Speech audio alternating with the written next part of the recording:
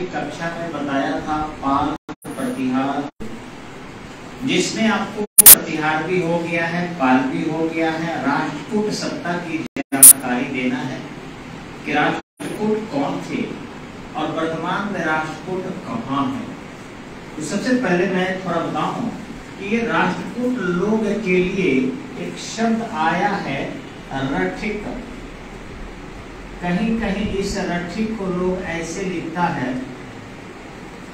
राठिक, और कुछ लोग इसी को बढ़ाकर जो है महारठिक, महारठिक लिखता, और इसी को वेद सांग कहता है म ह ल च अ, और इसी को महाराष्ट्र कहा जाने लगा। लेकिन ये राष्ट्र जो है शब्द, ये यहां से नहीं लिया गया है। ये शब्द जो है आपके रठिक से राष्ट्र बना है या राठिक से बना है। और ऐसा कुछ लोगों का मानना है, हालांकि इसके विरोधी भी बहुत है, कि इसी से यानी इसी रठिक से ये राठौर हुए, और इसी में एक व्यक्ति था जिसको लोग दुर्गा दास राठौर कहते हैं।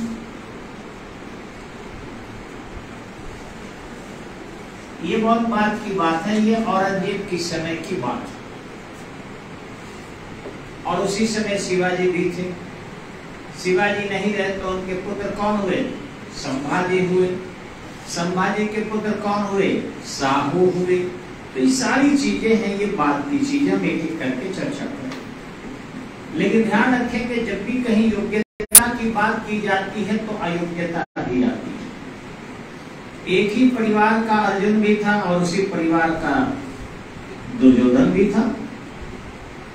एक ही परिवार का रावण भी था और एक ही परिवार का विभीषण भी था।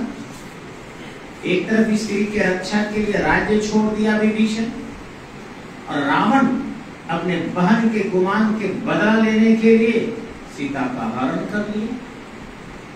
बहन को नहीं समझाया कि गुमानी राक्षसी शूर्पणखा नखचड़ी है, उसका सहयोग करने का अंत मतलब है लंका का अंत और कई पीढ़ियों तक अपमान। लेकिन उन्होंने उसका सहायता किया, नतीजा उसी परिवार के संस्कार पर प्रशिक्षित। तो ऐसा जो मैं बताने यहाँ जा रहा हूँ कि कोई ये कहे कि जाति श्रेष्ठ होती है तो मैं नहीं मानता हूँ। हर जातियों में कोई श्रेष्ठ भी है तो कोई कम श्रेष्ठ भी, ऐसा देखने में आया है। कोई उसी जाति में देवता कुल का तरह नजर आता है तो उसी जाति में कोई राक्षस कुल की तरह नजर आता है। आप स्वयं देखिए, एक ही परिवार में कैसी कौशल्या माता है कवे नाम से, और कवे नाम से कैसी केकई माता है। दोनों एक ही राजा की पत्नी है। दशरथ की पत्नी कौशल्या है जो संपूर्ण त्याग कर रही है, एक ही राज में एक ही चूल्हे का अनाज खा रही है, एक ही पति के सिंदूर को धारण की हुई है, इसके बावजूद भी एक लालची हो जाती है केकई और एक त्यागी हो जाती है कौशल्या। एक आपका रावण हो जाता है ब्राह्मण, और एक ब्राह्मण वही गुरु वशिष्ठ रहता है, गुरु द्रोण होता है। तो ये कहना कि फलना जाति बहुत श्रेष्ठ है और फलना जाति कम श्रेष्ठ है, ये जातीय आधार पर ठीक नहीं है। लेकिन हाँ, ये भी जरूर है कि ज्यादातर हमने देखा है कि जो भी पढ़ लिख लेते हैं उनको पढ़ने का मतलब क्या है? समाज की बातें जानना, परिवार की बातें जानना, संस्कार की बातें जानना, देश के कानून की बातें जानना, इतिहास की बातें जानना, इसलिए वो लालची कम होते हैं, वो त्यागी ज्यादा होते हैं। और जब लालची ज्यादा होंगे तो राक्षस कुल में जाएंगे, त्यागी ज्यादा होंगे तो देवता कुल में उनकी चर्चा होगी। तो इस तरीके से एक ही परिवार में, एक ही घर में, एक ही माता पिता के संतति आपके होलिका भी होती है और उसी माता पिता के संतति प्रहलाद भी होता है। लेकिन होलिका को सब कोई जलाता है, दहन करता है, और प्रहलाद को सब कोई सम्मान देता है, एक ही माता पिता के हैं। तो यही है कि एजुकेटेड लोग जितने भी जिस परिवार के होंगे वो बड़े जरूर होंगे, चाहे वो जिस परिवार से आते हैं। और मैंने हमेशा ही अपने पोस्ट में लिखा है कि ब्राह्मण सदा श्रेष्ठ होते हैं। तो मैंने वहां ब्राह्मण जाति नहीं लिखा, आप नहीं समझता, मैंने ब्राह्मणों को श्रेष्ठ कहा जो पढ़े सो पंडित हो। तो चाहे किसी परिवार के ब्राह्मण हो, और ब्राह्मण अगर जाति भी है तो वो ज्यादा पढ़े लिखे होते हैं। अगर जाति के आधार पर ब्राह्मणों के बारे में गणना की जाए तो मुझे लगता है कि 90% से ऊपर ब्राह्मण पढ़े लिखे होते हैं, चाहे उनके घर की स्त्री हो, चाहे उनके घर के पुरुष हो। तो इज्जत तो करना ही करना चाहिए। और हमारे पूर्वजों ने जो किया है वो गलत थोड़े किया है। आज विश्व में देखिए, अरबियन कंट्री में, कि पूरी तरह सारे धर्म समाप्त हो गए, इस्लाम आ गया। आज आप देखिए कि अमेरिका हो, चाहे उत्तरी हो, दक्षिणी हो, पूरी तरह ईसाईयत आ गया, पहले के धर्म समाप्त हो गया। लेकिन भारत के ब्राह्मणों ने कितनी बड़ी त्याग किया, कितना बुद्धि लगाया कि आज भी सनातन है और मजबूत है। लाख इस्लाम अपना तलवार का जोर लगा दिया हो, छल से युद्ध किया हो, विश्वासघात करके युद्ध भारत में किया हो, धर्मांतरण के लिए वो योग्यता का परिचय न देकर तलवार का परिचय दिया, उसके बावजूद भी भारत से सनातन को समाप्त नहीं कर सका, ड्यू टू ब्राह्मण। आज भी देखिएगा, मैंने अपने पोस्ट में कुछ लिखा है कि देखिएगा, अनपढ़ अगर बैंड बाजा वाला है 50,000 का साटा, अनपढ़ जो है आपको खाना बनाने वाला है उसका भी 25,000 का साटा, उस ब्याह में झुनझुना बजाने वाला, जनरेटर चलाने वाला, वो भी 2,000-3,000 रुपए एक शादी ब्याह में आसानी से कमा लेता है। एक को हल्दी लगाने के लिए विधि देने वाला, वो भी 1,000-2,000 कमा लेता है, लेकिन ब्राह्मण को 1100 से बेसी नहीं मिलता। और सबसे बुरी तो तब होती है जब हम दुकान पर जाते हैं, दुकानदार पूछता है किसको धोती देना है, तो ब्राह्मण का धोती सबसे घटिया ही निकाल के देगा। कितना हो अच्छा कहिए कि भैया दे दीजिए, वो नाम में ब्राह्मण का मतलब हो गया खराब धोती, खराब गंजी, खराब गमछा। हम जब कहते हैं मैं नहीं देता हूँ, मैंने आज तक नहीं दिया, खराब, सही बात है। मैं सबसे महंगा कहता हूँ कि जो आपके दुकान पर सबसे महंगा धोती है वही दीजिए।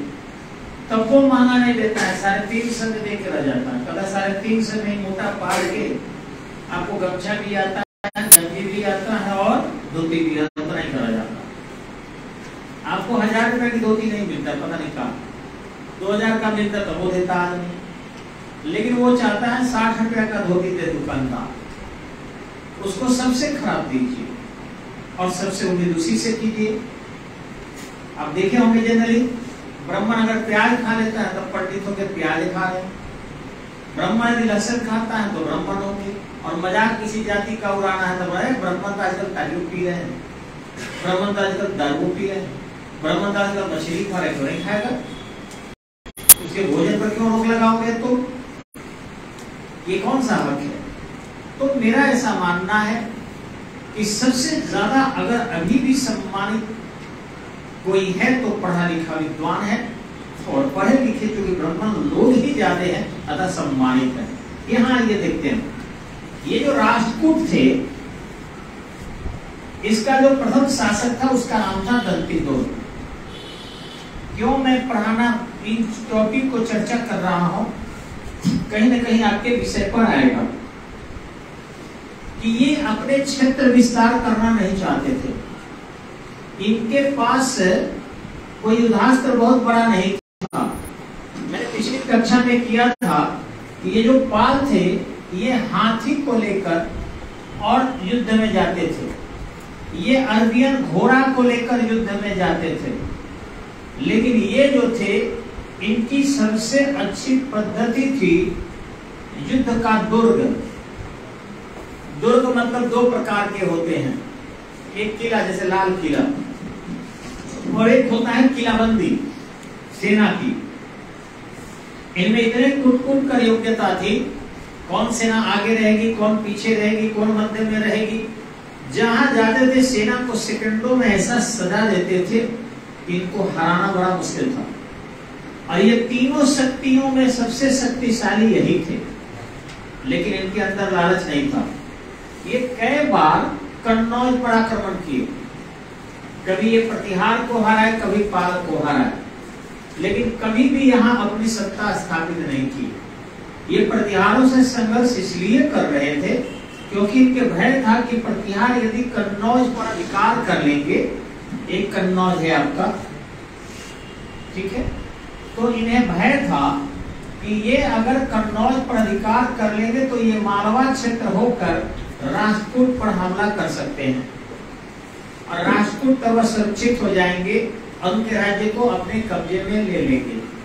इसलिए ये जब भी प्रतिहार आक्रमण कन्नौज पर करते थे तब भी जो है ये राजपूत शासक, चाहे ध्रुव प्रथम हो, ध्रुव तृतीय हो, इंद्र प्रथम हो, इंद्र तृतीय हो, ये आक्रमण करते थे और आक्रमण करके इनको पराजित करके वापस लौटा देते थे। लेकिन इनको क्या पता था कि चालुक्य उनके नीचे दुश्मन बैठे हैं।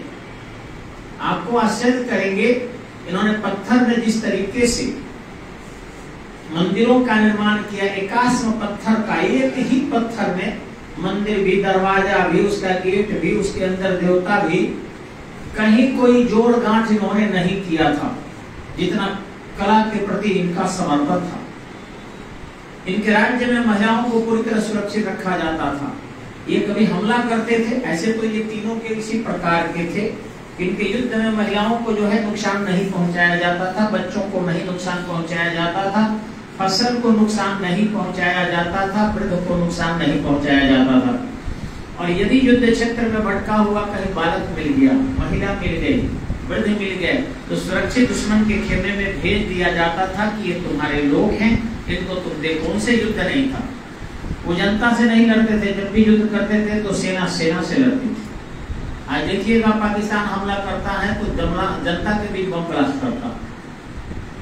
अब तो रोक दिया है मोदी के कारण, मतलब मनमोहन सिंह के समय में हम लोग देखे हुए हैं रेप बम, कभी करोल बाग में कर दिया, तो कभी बिरला मंदिर में कर दिया, तो कभी जो है मारुति मानस कर दिया, कभी बोध गया में कर दिया, यहाँ मंदिर में, कभी बनारस में जो है हनुमान जी का मंदिर था उसमें कर दिया, कभी ताज 5 स्टार में कर दिया। इससे याद है ना आप लोगों को, मुंबई में हर जगह, कभी अटल बिहारी वाजपेयी भी बेचारे नहीं संभाल पाए थे, संसद भवन में कर दिया, लाल किला में कर दिया। सेना से नहीं लड़ते थे वो, उनके लोग जो थे वो पब्लिक को दहशत फैलाने का काम करते थे। लेकिन आज मोदी जी को ठंडा दिया, अगर तुम हमला करोगे तो घूस के मारेंगे। और ऐसा उपाय किया कि अब चीन को हिम्मत नहीं है ताकने का, पाकिस्तान ताकेंगे। अब तो बड़े बड़े देश भी विश्व के नहीं ताक सकते हैं। तो ये ढंग से, लेकिन इनकी हमारी जो सेना होती है वो नैतिक लड़ाई लड़ती है। हमारी सेना बच्चों पर हमला नहीं करेगी, हमारी सेना स्त्रियों को नुकसान नहीं करेगी। भारत की सेना अपनी रक्षा के लिए बस रहती है, वो दूसरे को भय का माहौल बनाने के लिए नहीं रहती है। और यही हमारे प्राचीन काल में भी था। हाँ, यहाँ जो था आपको महाराष्ट्र के लिए विंसन कहता है हर्षवर्धन के समय में कि हर्षवर्धन को नहीं जीत सका था, अर्थात महाराष्ट्र को नहीं जीत सका था। महाराष्ट्र के अंग्रेज नाम आए तो बॉम्बे कर दिए, द्वीप बस गए, और बाद में मुंबई नाम हो गया है 1995 में, आपको पता ही होगा। तो इस तरीके से, लेकिन रियल नाम उसका महाराष्ट्र ही था और इन्हीं मराठी के नाम पर इसका नाम पड़ा था। आज ये भले ही जिन क्षेत्रों में बिखर गए हों, योग्यता कहते हैं जाति के आधार पर निर्धारित नहीं होती, इसके बावजूद भी कुछ खास जातियां अभी भी जरूर है जिनमें योग्य लोग ज्यादा है। और उनसे सीखने की आवश्यकता है, उनको विरोध करने की आवश्यकता नहीं है, क्योंकि हमारी सतरंगी ये समाज कुछ न कुछ अवश्य ही अपनी योग्यता को धारण करती है। अतः उससे हम सीखें, सभी आगे बढ़ें। विरोध की प्रवृत्ति टकराहट को जन्म देती है, जिससे क्षति होता है। तो आइए हम आते हैं दंती दुर्ग के पास। धन्यवाद, नमस्कार।